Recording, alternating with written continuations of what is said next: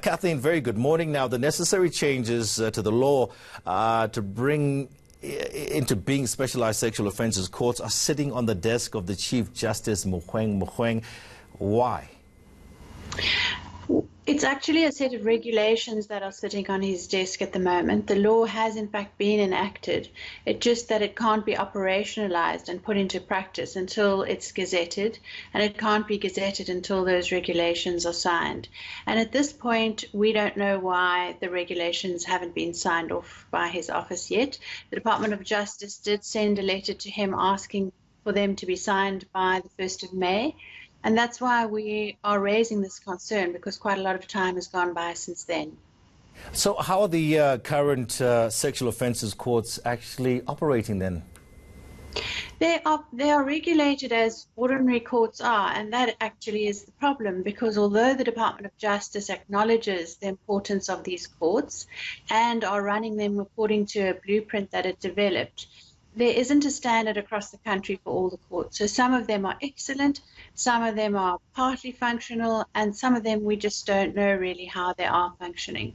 And to be able to hold the Department of Justice accountable for standardizing these courts and having good quality assurance, we need those regulations. Now, just earlier on this year, a couple of months ago, our president, he launched the 84th Sexual Offences Court. This was in Boysens in Johannesburg. And one of the things he said was that this is him, and I quote, "Our National Director of Public Prosecutions, Advocate Shamila Batoy, tells me that over 70% of cases the National Prosecuting Authority are dealing with relate to abuse against women and children." Those are astonishing numbers. Correct. And that's why it is so important for us to have these regulations signed and to have these courts functioning at an absolutely optimal level, because without that, we aren't going to be able to address these crimes. So you've got the court system, but also you have to look at the first responders to these scenarios.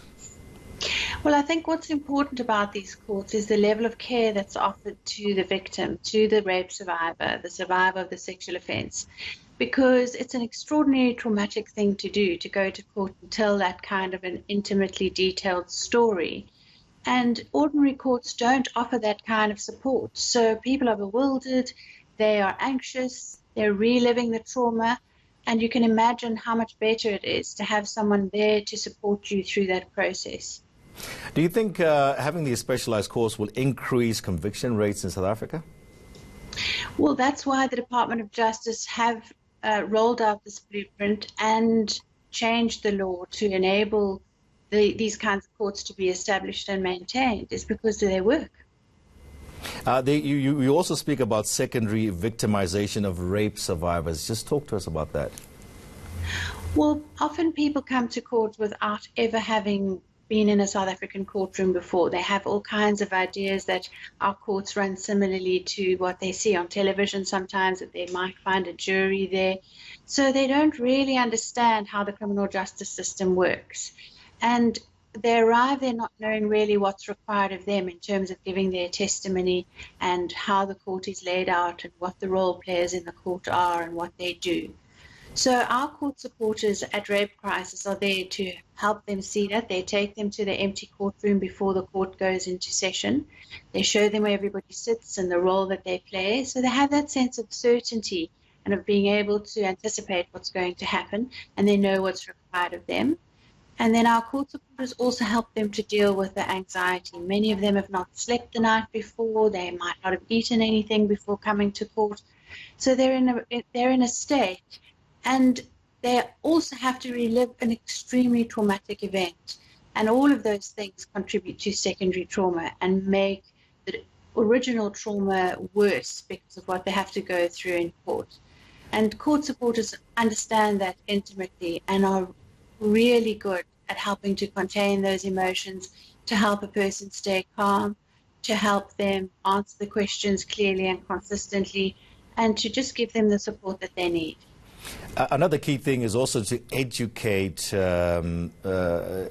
people on the evidence that's needed to build a strong rape case. And what can survivors do? What should It's a terrible thing to talk about because you never want it to happen to anybody. But if it does, what's the first thing a survivor should do?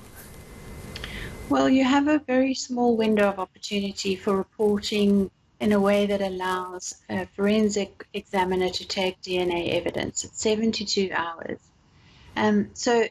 If you want to report and have a strong case and to have that evidence in place, you need to get to your nearest police station as soon as you can. And of course, not to wash, not to change anything about the crime scene, which is actually your body, before you go and see that medical examiner. And the police would take you to one of the Thuthuzela care centers, which are specialized facilities that help you to understand the process, to go through that forensic examination, and also to offer medical treatment, because there can be very serious medical consequences after rape. And those facilities are designed to help deal with any eventuality. Of course, there aren't Thuthuzela care centers for all people, and that's another thing we are advocating for, because we want specialized sexual offences courts to function optimally, and to do so, they should be fed by a Thuthuzela care centre.